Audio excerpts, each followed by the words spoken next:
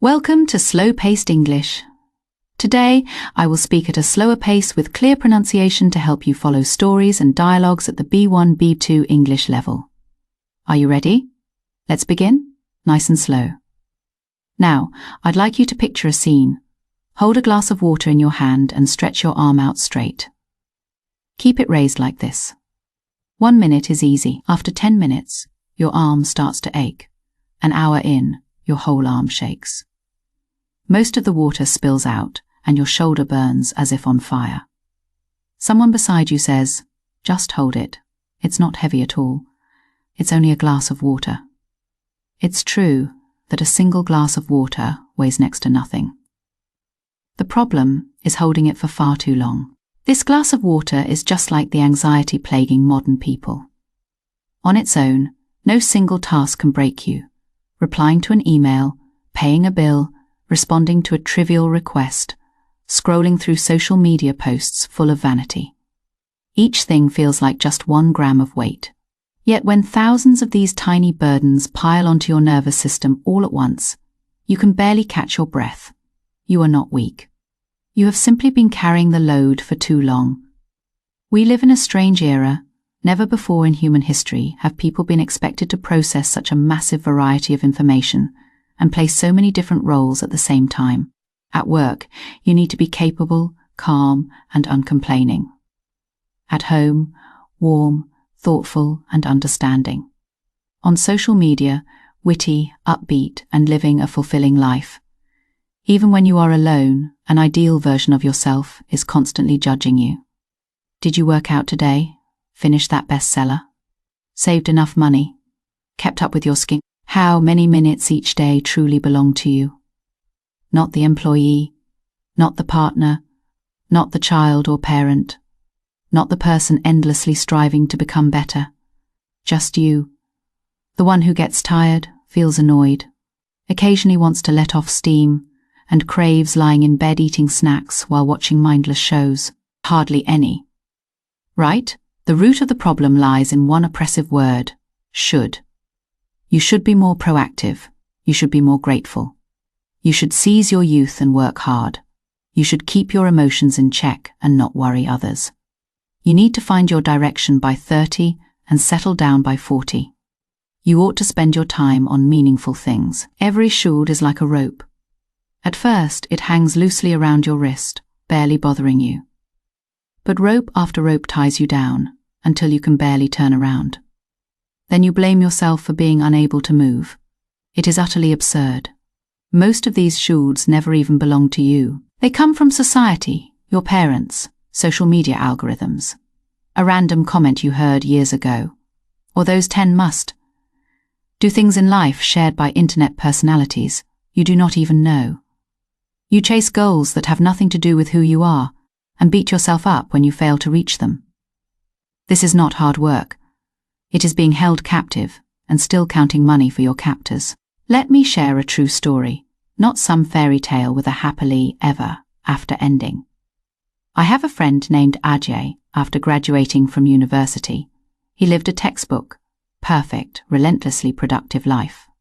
He got up at 6 every morning for meditation and jogging, listened to English podcasts, and ate a healthy bowl of oatmeal for breakfast. At work, he was always the first to arrive and the last to leave. He took further courses, networked actively, and obtained various certifications. Even weekends were fully packed with gym sessions and classes. His social media feed was polished and neat, filled with morning sunlight, lattes and books. Everyone thought he was bound for success, and he believed it too. He told himself to hold on a little longer. Once he got that promotion and hit his savings target, he would finally take a proper rest. On his 31st birthday, he was alone in his rental apartment, hunched over the toilet vomiting. He was not drunk.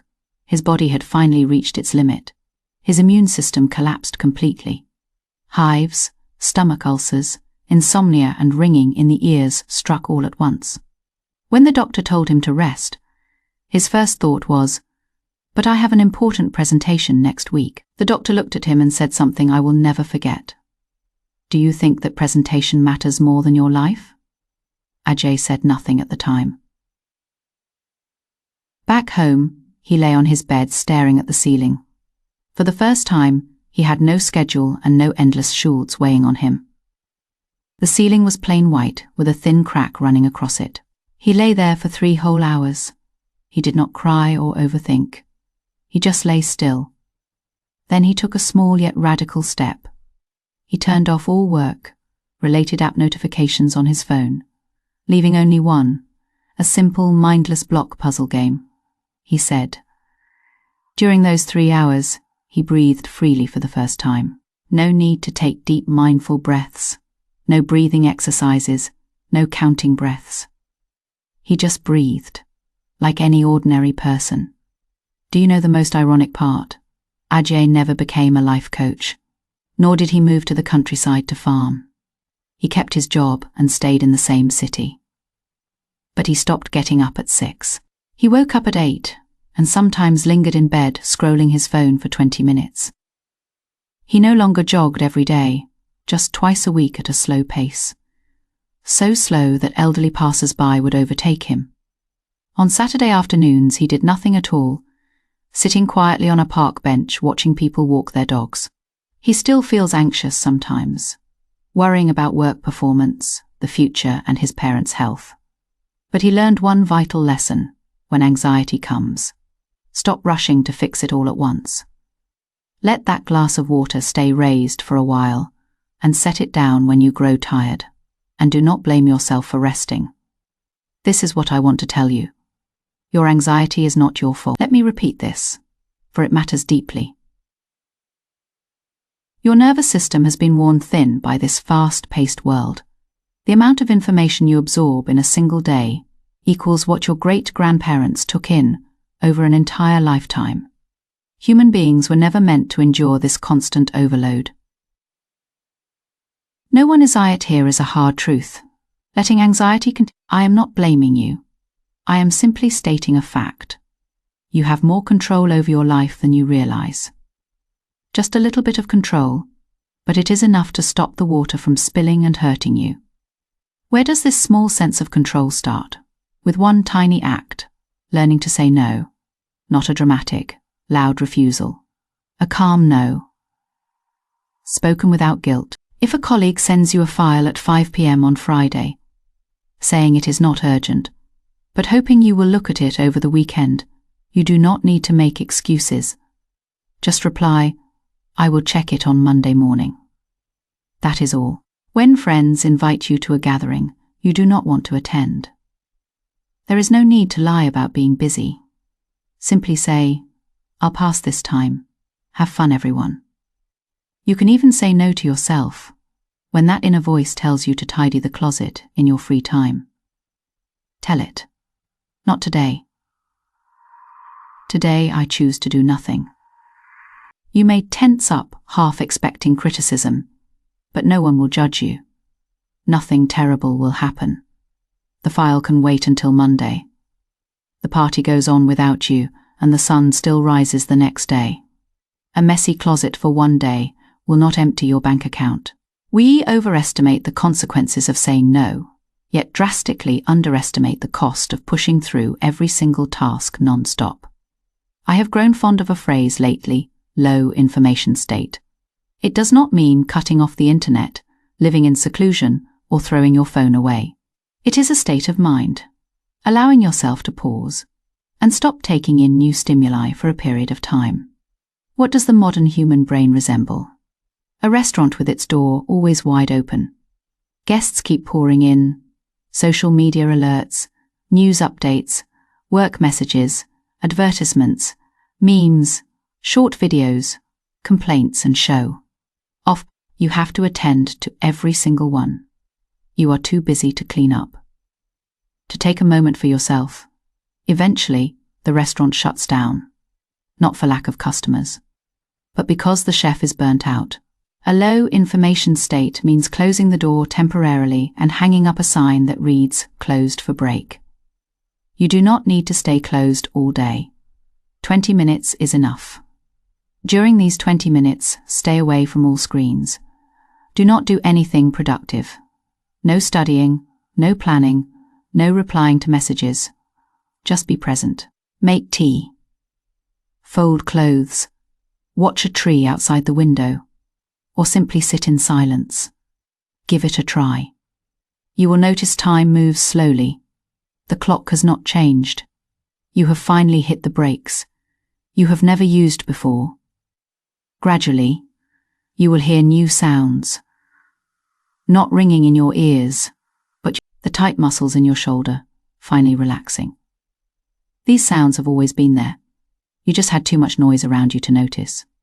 I'm not asking you to become a detached ascetic, nor do I believe in the empty saying that letting go of everything brings happiness.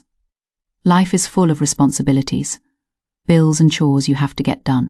I will not lie to you and say these troubles will disappear, but you can carve out a small gap before and after tackling these tasks. A tiny empty space, free from productivity, progress, or grand meaning. Just pure emptiness. This gap is what separates you from a machine. Machines never tire, but you are human. You get worn out, you get bored, and sometimes an old song can bring you to tears in the middle of the night. These are not flaws. They are proof that you are truly alive. Our channel is called Slow-Paced English. Slow-paced does not mean moving sluggishly, being lazy or running away from life. It is a choice of rhythm, knowing when to forge ahead and when to stop. Knowing that a glass of water is light, yet holding it endlessly will wear you out. I hope after listening to this episode, you will do one simple thing. No note, taking, no goal, setting. Pour yourself a glass of water. Hold it up, look at it, and then set it down. Feel the relief in your arm the moment you let go. That sense of finally stopping the struggle. Hold on to this feeling. It is a gift you can give yourself every single day. You do not need a reason, nor do you need to finish all your tasks first. Simply because you are alive, you deserve to rest. This is Slow-Paced English, your old friend. If this pace and these thoughts help you find a little peace in this noisy world, please subscribe to our channel. Hitting subscribe will not add another item to your to-do list. It will just mean someone is here to slow down with you every week. See you next time.